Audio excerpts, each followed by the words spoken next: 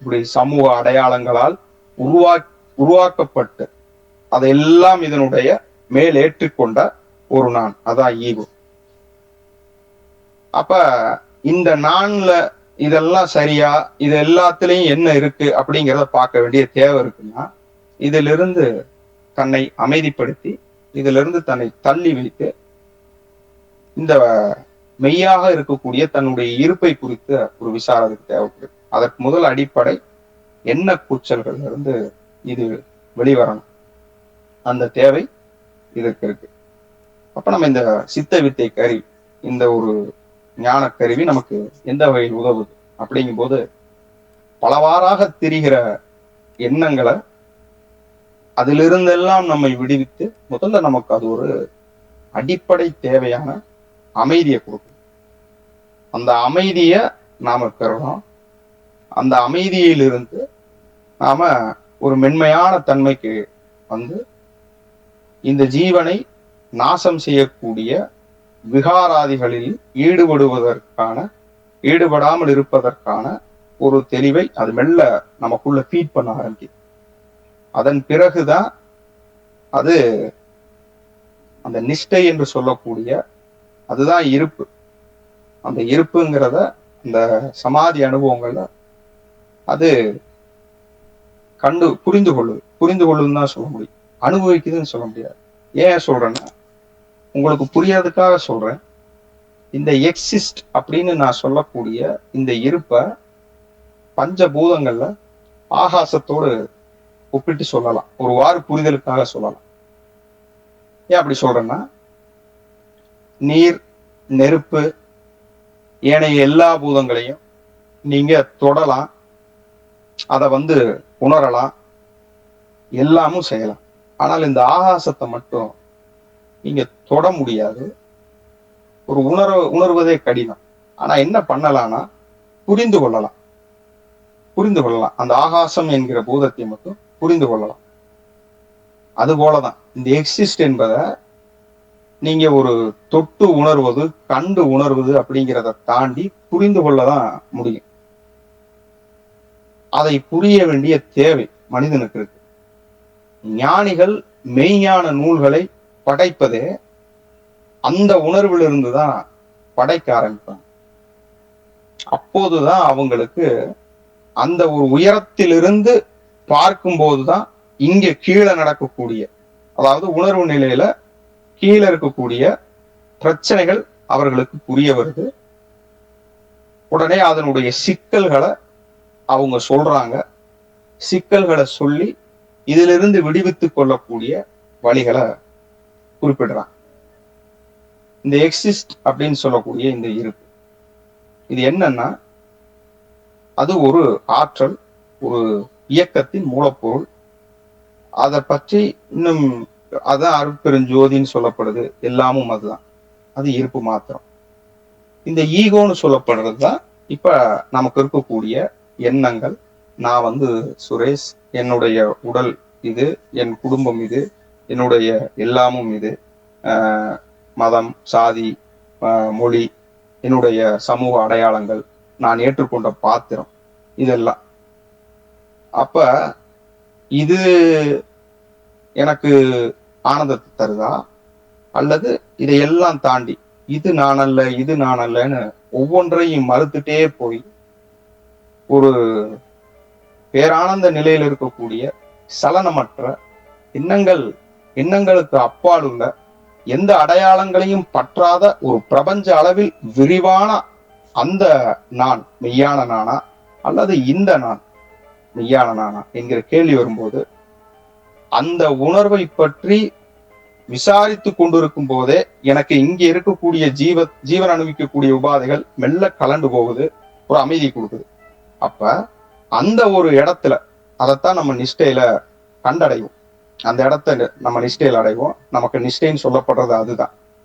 அங்க இந்த மாதிரியான தாட்ஸ் கிடையாது, இந்த மாதிரியான கூச்சல்கள் கிடையாது, இது எதுவுமே இல்லை. அங்க அந்த இருப்பு மாத்திரம் ஒரு நிச்சலமா சலனமற்ற ஒரு தன்மையில் இருக்கும். அந்த இடத்துல இருந்துதான் என்ன பண்ணும்னா, ஒரு தெளிவோட இது மீண்டும் இந்த உலகத்துக்கு வரும், ஒரு புரிதலை கொடுக்கும். இந்த புரிதல் தான் என்லைட்மெண்ட் என்று சொல்லக்கூடிய நான் மூன்றாவதாக சொன்ன அந்த ஞானம். அப்ப இந்த ஜீவனுக்கு கேள்வி எழணும் அடிப்படையில. முதல்ல எது என்னை துன்புறுத்துதுங்கிறது தெரியணும். எந்த சமூக அடையாளத்தை பற்றி கொண்டிருப்பது எனக்கு தொந்தரவாக இருக்கிறது, இதனாலெல்லாம் நான் துக்கப்படுறேன், எதனால எனக்கு இந்த உலகம் ஃபெட்டப்பா ஒரு ஃப்ரஸ்ட்ரேஷனா ஃபீல் ஆகுது, ஏன் எனக்கு துக்கத்தை தருது, இது எல்லாமே கேட்கணும். ஒரு ஞானிக்கு இந்த உலகம் துக்கமா தெரியல, எனக்கு தெரியுது. ஞானியும் நானும் ஒரே மண்ணில் பிறந்திருக்கிறோம், ஆனால் ஒரே பார்வையில் ரெண்டு பேரும் இல்லை.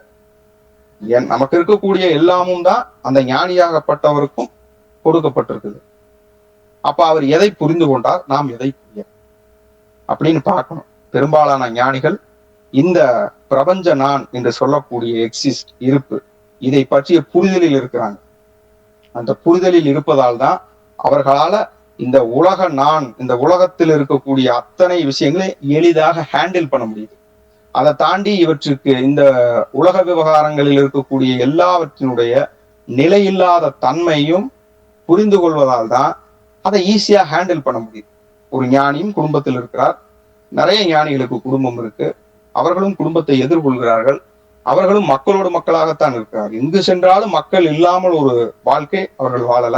எங்கு சென்றாலும் மக்கள் இருக்காங்க, எங்கு போனாலுமே அவங்களுக்கு இந்த உலகம் அது தொடர்ந்து கொண்டேதான் இருக்கு, எல்லாவற்றையும் பாக்குறாங்க. ஆனால் ஒரு சாதாரண மனிதன் அவனை போல அவங்க ஹேண்டில் பண்ணல.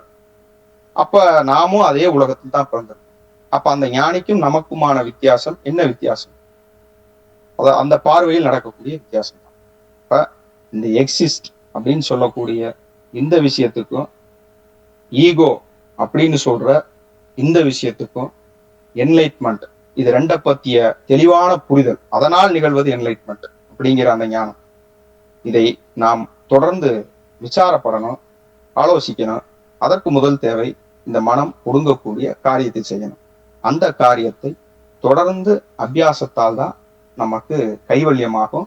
எனவே அந்த அபியாசத்தில் முழு மூச்சாக ஈடுபடுவோங்கிறத கேட்டுட்டு இந்த அளவுல நான் இதை முடிச்சுக்கிறேன். தொடர்ந்து அடுத்து நாம் எல்லோருமே உரையாடலாம்னு நினைக்கிறேன். மிக்க நன்றி ஐயா. ஆத்ம நமஸ்காரம் ஐயா. சுரேஷையா, ஆத்ம வணக்கம். ஆத்ம வணக்கம். ஒரு டவுட்டுங்க. இப்போ வந்து சித்த சமாஜம் வந்து உருவாக்கி 100 வருஷத்துக்கு மேல ஆச்சு இல்லைங்களா? சப்தகதி உலக சாந்திக்காக செய்யறாங்க.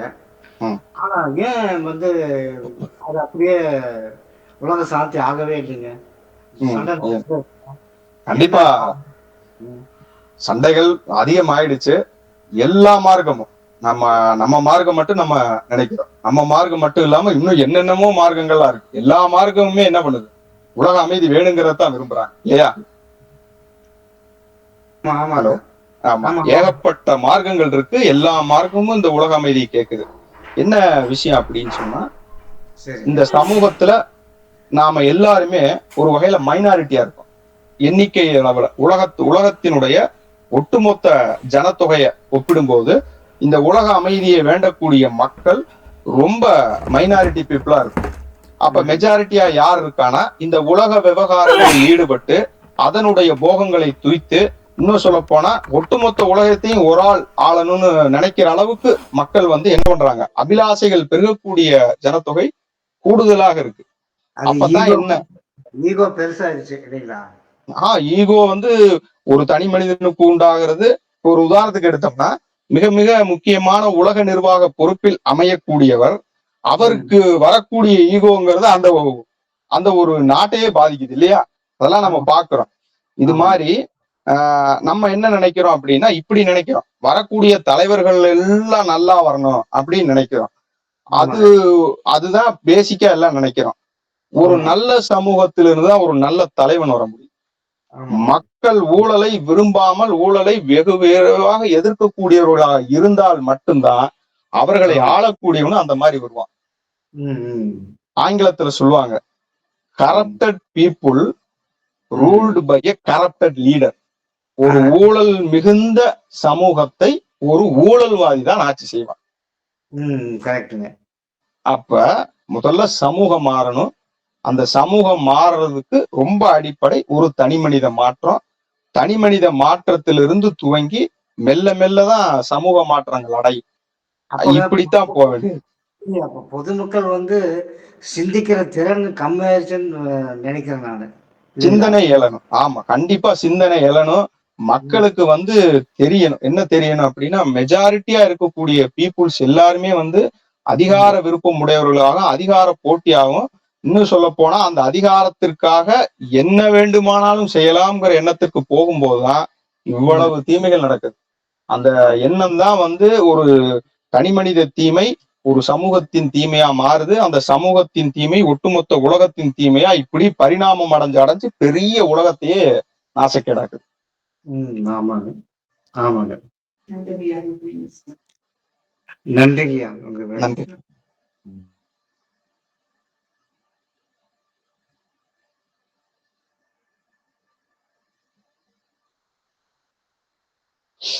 ஆத்ம நமஸ்காரம் ஐயா. இப்போ லைஃப்ல ஏர்லி ஸ்டேஜ்லயே சின்ன வயசுலயே அந்த பெரிய நானை உணர்ந்துட்டாங்க வச்சுங்க, ரியலைஸ் ஆயிடுச்சுன்னா அப்ப அவங்களுக்கு இந்த கல்யாணம் பண்ணலாம் அந்த என்ன மாதிரிலாம் வர சான்ஸே கிடையாது இல்லைங்களா? இல்ல, இப்ப தேவையில்லா ஒரு பந்தம் தான் அது. அது உணர்ந்துட்டாங்க, நான் பிரபஞ்ச நான் தெரிஞ்சிடல அவங்களுக்கு. அப்ப எதுக்கு இதெல்லாம் போட்டுக்கணும்? இல்ல, என்னன்னா அதான் நம்ம சில ஞானிகளுடைய வாழ்க்கையை வச்சுதான் நம்ம பார்க்க வேண்டி இருக்கு. சில பேர் நீங்க சொல்ற மாதிரி அதை இயர்லியராவே உணர்ந்துட்டா அந்த மாதிரி ஒரு விருப்பம் வராம போவதற்கு வாய்ப்பு இருக்கு. சில பேருக்கு என்ன நடக்குது அப்படின்னு சொன்னா, திருமணம் பண்ணுவாங்க. திருமணம் பண்ணாலுமே அவங்களுக்கு என்னன்னா, ஒரு உலகத்தை அவங்க ஹேண்டில் பண்ற விதம் நம்ம அளவுக்கு கஷ்டப்பட்டு ஹேண்டில் பண்ணாத அளவுக்கு அவங்க போயிடுவாங்க. பெரும்பாலும் நிறைய கான்ட்ராடிக்ஷன் வருது. இப்ப லாகிரி எல்லாம் பாத்தீங்கன்னா ஃபேமிலி மேன் ஆயிட்டு என்ன பண்றாங்க அப்படின்னா, அந்த தேடல்ல இருக்காங்க, அப்படி ஞானத்தடைகிறாங்க. யோகானந்தர் மாதிரியான ஆட்கள் சிறு வயதுல இருந்தே இப்படி வரனால அந்த ஒரு லைஃப்க்கு போகல. விவேகானந்தர் போன்ற ஆட்களும் அதே மாதிரி ஏர்லி ஸ்டேஜ்ல இருந்து மாறிட்டாங்க. இது மாதிரி எக்ஸாம்பிள்ஸ் நிறைய. அப்ப இது அதான் சொல்றேன்ல, அந்த ஒரு தனி மனிதன் அவர் வந்து அந்த இதை புரிஞ்சுக்கிட்டாலும் அவருக்குள்ள ஒரு சங்கல்பம் எழும், இது செய்யலாம் இது செய்ய வேண்டாம் அப்படிங்கறது அவருக்குள்ள சொல்லும். அவர் அதை நோக்கித்தான் போவார். அது அவருடைய ஓன் டிசிஷன் தான். ஒட்டுமொத்த தீர்வா சொல்ல முடியாது, அது அவருடைய ஓன் டிசிஷன். இல்லையா, இப்போ பிரபஞ்ச நான் உணர்ந்த அப்புறம் அதுக்கப்புறமும் கல்யாணம் பண்ணலாம்னு என்ன வருமா? இல்ல, அதான் சொல்றேன்ல, அதை உணர்ந்த ஒரு, ஏன்னா நான் வரலாற்றுல இருந்துதான் நான் உதாரணமே அதை காட்ட முடியும். ஏன்னா இப்ப என்னைய பொறுத்த வரைக்கும் தனிப்பட்ட இது என்னன்னா, சில ஞானிகள் பலர் வந்து என்ன பண்றாங்கன்னா, சந்ததி விருத்தி அடையணும் இதுக்கான ஒரு இதே ஒரு ஞானி என்ன பண்றாருன்னா, அவருடைய வித்திலிருந்து ஒரு வித்து இன்னொன்று உருவாகணுங்கிறதுக்காக திருமண பந்தம் வைக்கிறாங்க. திருமண பந்தம் பழைய ரிஷிகள் நிறைய பேர் அப்படி செய்யறத நம்ம பார்க்க முடியுது. அவங்க என்ன பண்றாங்கன்னா, நல்ல ஒரு பிரம்ம ஞானத்துல இருக்காங்க, இருந்தாலும் திருமணம் பண்றாங்க. திருமணம் பண்ணி என்ன பண்றாங்கன்னா, அடுத்து ஒரு ஞானிய அந்த வித்து உருவாக்குது. இப்படி நிறைய வாய்ப்பு இருக்கு. அது ஒரே ஒரு எல்லையில அதை வச்சிட முடியும். இதுதான் நான் வரலாற்றுல இருந்து பாக்குற படிப்பேன். இப்ப அந்த வித்து ஞானியா உருவாகுமா? கண்டிப்பா. இன்னொன்னு, அதே வித்து இதாவும் போறதுக்கு வாய்ப்பு இருக்கு. ஏன்னா என்னன்னா, செல்ஃப் அண்டர்ஸ்டாண்டிங் ஒண்ணு வேணும். காந்தி அதுக்கு ஒரு பெரிய உதாரணம். அவர் அடிக்கடி சொல்லுவார், நான் வந்து எல்லாம் யோசிச்சேன், எல்லாம் பிரம்மயான ஆத்மையான எல்லாம் தெரியும், என்னதான் இருந்தாலுமே வந்து என்னுடைய பையன் வந்து அந்த அளவுக்கு ஒரு சமூக பொறுப்புடையவனா இல்லாம போயிட்டான் அப்படின்னு சொல்லியிருக்காரு. அப்படியான ஆட்கள் இருக்காங்க. நான் பாக்குறது என்னன்னா, நல்ல நோக்கத்தோட தான் ஒரு விஷயத்த செய்யறோம். அதே நேரத்துல எவ்வளவு பெரிய ஆளோட நண்பராவோ குழந்தையாவோ மாணவனாவோ இருந்தாலும் நமக்கு செல்ஃப்னு ஒண்ணு இருக்குது. அதனாலதான் என்னைக்குமே ஞானத்தை செல்ஃப் ரியலைசேஷனை பேஸ் பண்ணி வச்சாங்க ஞானிகள். நீ ஒரு அற்புதமான குருவுக்கு பக்கத்துல இருந்தா மட்டும் போதாது, உனக்கு செல்ஃபா ரியலைசேஷன் நடக்கணும் இல்லையா? அதனால வந்து அவர் ஒரு ஞானிட்ட இருந்து இன்னொரு ஞானி வருவார் என்கிற ஒரு நோக்கத்தில் செய்யப்படுது. அவருக்கும் செல்ஃப் ரியலைசேஷன் வேணும். அவருக்கு பிறந்துட்டதாலேயே வந்து அவரு பிறக்கும்போது ஞானியா வந்துடுறது இல்லை. அதே நேரத்துல அவருக்கும் ஒரு செல்ஃப் ரியலைசேஷன் தேவையா இருக்கு. ஐயா, சில பேரு கல்யாணம் ஆன அப்புறம் அந்த பிரம்ம அது ஞான் அந்த பிரபஞ்ச நான் வந்து புரிஞ்சுக்கிறாங்க. ரியலைஸ் பண்ணிக்கிறாங்க. அதுக்கப்புறம் அவங்க கரெக்டாக தான் போயின்னு இருக்காங்க. பட் அவங்க ஒய்ஃப் மேலே எல்லாம் ஒரு வெறுப்பு அடிக்குமா? அவங்க கரெக்டா போனா எல்லாம் கரெக்டா போகும், தடுமாறினா எல்லா தடுமாற்றங்களும் வரத்தான் செஞ்சிடும். இப்ப ராமகிருஷ்ணர் மாதிரியான ஆட்கள் அதுக்கு ஒரு பெரிய உதாரணம். அவர் வந்து திருமணம் பண்ணிட்டு இருந்தாலும் வந்து ஒரு நார்மலான குடும்பஸ்தன் வாழ்க்கையில அவர் வாழல. அவர் செப்பரேட்டா இருந்தாரு, சாரதாமா செப்பரேட்டா இருந்தாங்க. திரும்பி அவங்க சந்திச்சுக்கிட்டாங்க. சந்திச்சும் போது 2 பேருக்கும் ஒரு பெரிய அற்புதமான ஒரு புரிதல் இருந்தது. அந்த புரிதல் அவங்கள ரொம்ப அற்புதமா வழிநடத்தி போச்சு. வள்ளலாருக்கும் திருமணம் நடந்தது. வள்ளலாருக்கு திருமணம் நடந்திருந்தாலுமே அவர் என்ன பண்றாங்க அப்படின்னா, ஒரு நார்மலான ஒரு குடும்ப வாழ்க்கை போல அவங்க இல்ல, ஒரு தனிமையா தான் இருக்கிறாங்க. அதான் அவருடைய வார்த்தையே இருக்கும். தொட்டன நன்றி கலப்பிலேன் அப்படின்னு சொல்லுவார். அப்படின்னா வந்து நான் ரொம்ப அந்யோன்யமான ஒரு குடும்ப வாழ்க்கை நான் வந்து அவங்களோட வாழல அப்படிங்கிறத அவரு சொல்றதா இருக்குது. அதனால வந்து அவங்க வந்து அந்த புரிதல்ல சரியா டிராவல் ஆகணும். அவங்க தடுமாறும் போது அவங்களுடைய வாழ்க்கையிலே அந்த தடுமாற்றங்கள் வந்து அது அந்த புரிதல் தான் அவங்களுக்கு வழி நடத்தும். அதான் அவர் வந்து முதல் இரவிலே திருவாசகம் படிக்க சொன்னாருன்னு சொல்லுவாங்க. நன்றி ஐயா. ஆத்மநமஸ்காரம். ஆத்மநமஸ்காரம்.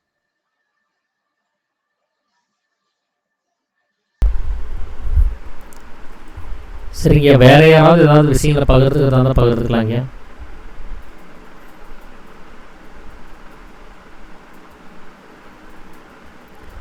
சரிங்க, நன்றிங்க சுரேஷ் ஐயா. கேட்டதுமே நீங்க உங்களுடைய நேரத்தை ஒதுக்கி எங்களுக்காக வேண்டி உங்களுடைய கருத்துக்களை பரிமாறி இங்க வந்ததுக்கு ரொம்ப நன்றி. மிக்க நன்றி. சந்தோஷங்க. மீண்டும் இது போல நிறைய சந்தர்ப்பங்களை நம்ம பயணிக்கணும் அப்படிங்கிறதையும் நான் அப்பாட்ட நான் வேண்டிக்கிறேன். கண்டிப்பா. நன்றிங்க, நன்றி. சரிங்க, இப்போ ஆத்ம நமஸ்காரங்க. இப்போது நாம் வந்து போன வருஷம் வந்து மே மாதங்களில் ஆத்தூர் ஆசிரமத்தில் வந்து ஒரு சந்திப்பு வந்து இங்கே சத்சங்கம் சார்பில் ஒரு சந்திப்பு ஒன்று நிகழ்த்தணும். ஏன்னா ஒருத்தர் முகத்தை பார்க்காமலே நாம் இங்கே பழகிட்டு வந்துட்டுருக்குறோம். ஸோ எல்லோரும் சேர்ந்து சந்திக்கணும் அப்படிங்கிற ஒரு வேண்டுகோள் வந்ததுனால ஒரு சக்தினி ஒன்று ஆத்தூர் சித்தாசிரமத்தில் நம்ம கண்டக்ட் பண்ணி ஒரு 2 நாள் ப்ரோக்ராம் மாதிரி அந்த விஷயத்தை வந்து அன்றைக்கி செஞ்சுருக்கோம். ஸோ அதுபோல் இந்த வருஷமும் செய்யறதுக்கான ஒரு விஷயம் இருக்குது. அது இந்த முறை வந்து வடகரை ஆசிரமத்தில் செய்கிறதாக முன்னாடியே ஒரு தீர்மானம் இருந்தது. ஆனால் தேதி மட்டும்தான் இன்னும் முடிவு பண்ணாமல் இருந்தது. அது எதனால் அந்த தேதி முடிவு பண்ணலன்னா, இந்த எலெக்ஷன் டேட் அவங்க அனௌன்ஸ் பண்ணட்டும். ஏன்னா நாமெல்லாம் தீர்மானித்து அதுக்கு தகுந்த ஒரு விஷயம் வந்து வர்ற சமயத்தில் அந்த வாரங்களில் எலெக்ஷன் வச்சுட்டாங்கன்னா அது எல்லாத்துக்குமே ஒரு தொந்தரவாக இருந்துடக்கூடாது. ஏன்னா எலெக்ஷனும் போகணும், அப்புறம் இதையை கேன்சல் பண்ணி அதை மாற்றிட்டு இருக்க வேண்டிய ஒரு சூழலுங்கிறது இருக்கும். ஸோ அதனால தான் இப்போ வந்து இன்றைக்கி எலெக்ஷன் டேட் வந்து அனௌன்ஸ் பண்ணிட்டாங்க. ஸோ இது ஏப்ரல் 23 அவங்க வந்து எலெக்ஷன் அனௌன்ஸ் பண்ணியிருக்கிறாங்க. அதனால் மே மாதம் ஃபுல்லாக நமக்கு வந்து எல்லா வாரங்களிலும் நமக்கு ஃப்ரீயாக தான் இருக்குது. ஸோ எந்த வாரம் வைத்தால் நல்லாயிருக்கும், முதல் வாரம், 2ஆம் வாரம், 3ஆம் வாரம், இப்படி ஞாயிற்றுக்கிழமையோடு சேர்ந்த மாதிரி சனி ஞாயிறு சேர்ந்தபடி வச்சிங்கன்னா நிறைய பேர்த்துக்கு அதில் வந்து ஒரு லீவ் கிடைக்கும். ஸோ அதில் அவங்க போடக்கூடிய அந்த லீவானது கொஞ்சம் குறையும்.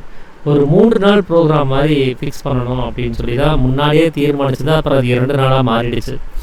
ஸோ இந்த தடவை அது வெக்கேஷன் ஹாலிடேனால தான் அந்த மே மாதத்தை நம்ம செலக்ட் பண்ணி இந்த ப்ரோக்ராமை வந்து இங்கே பண்ணிகிட்ருக்கோம். அதனால் எந்த வாரம் வச்சா சௌகரியமாக இருக்கும். இப்போது நம்ம பாலசுப்ரமணிய ஐயாவை கவனித்து பார்த்திங்கன்னா அவர் ஒவ்வொரு பௌர்ணமியுமே பழனி ஆசிரமத்துக்கு அவர் போய் அங்கே இருக்கிறவங்களுக்கு கதி கரெக்ஷன்ஸ் எல்லாம் செஞ்சு கொடுத்து அங்கே இருக்கிறவங்களுக்கு உபதேசம் கொடுக்குற ஏதாவது ஒரு வேலை இருந்தால் கூட அது செஞ்சுட்டு இருப்பார். அவர் ஒவ்வொரு வாரமும் பௌர்ணமி அன்றைக்கி அங்கே தவறாமல் போயிடுவார். ஸோ பௌர்ணமி வரக்கூடிய அந்த நாட்களில் நாம் இதை வச்சோம் அப்படின்னு சொன்னால் அவர்னால் வர முடியாமல் போயிடும். ஸோ இந்த மாதிரி உங்களுடைய சிச்சுவேஷன்ஸ் எல்லாம் பொறுத்து நீங்கள் உங்களுடைய ஒப்பீனியனை நீங்கள் எனக்கு தெரியப்படுத்துனீங்க அப்படின்னு சொன்னால் நம்ம அதுக்கு தகுந்தபடி ஒரு டேட்டை நாமளாக ஃபிக்ஸ் பண்ணிவிட்டு அப்புறமா நம்ம ஆசிரமத்தில் இந்த அனௌன்ஸ்மெண்ட் வந்து கொடுக்கணும்.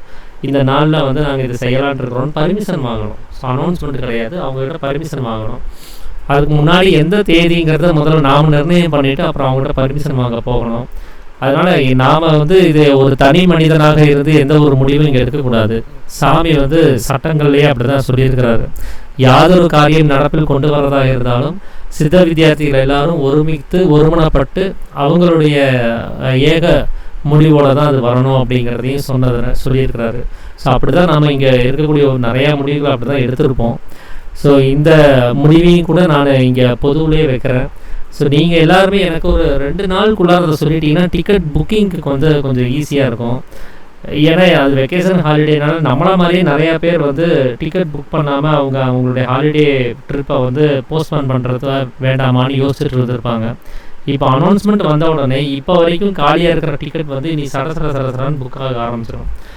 அதனால் நீங்கள் நாளைக்கு இல்லைன்னா நாளானிக்கு 2 நாள் டைம் எடுத்துக்கோங்க. செவ்வாய்க்கிழமைக்குள்ளே எனக்கு அந்த முடிவு நாம் எடுத்துக்கிட்டு ஆசிரமத்தில் புதன்கிழமை பர்மிஷன் கேட்டு அதை கன்ஃபார்ம் பண்ணிட்டான்னா புதன்கிழமைக்கு மேலே நாம் எல்லோரும் புக்கிங் வேலையை ஸ்டார்ட் பண்ணுறதுக்கு ஈஸியாக இருக்கும். ஸோ அதை ஆர்கனைஸ் பண்ணுறதுங்கிறது ரொம்ப ஒரு நீண்ட ஒரு செயல்பாடாக இருக்கக்கூடியதுனால நான் அது இப்போ அனௌன்ஸ்மெண்ட் வந்த உடனே நீங்கள் அறிவிக்கணுங்கிறதுக்காக தான் அந்த ஒரு அறிவிப்பு கொடுத்துருக்குறேன். ஸோ நீங்கள் 2 நாளில் எந்த வாரம் எந்த சனி ஞாயிறில் நாம் வைக்கலாம்.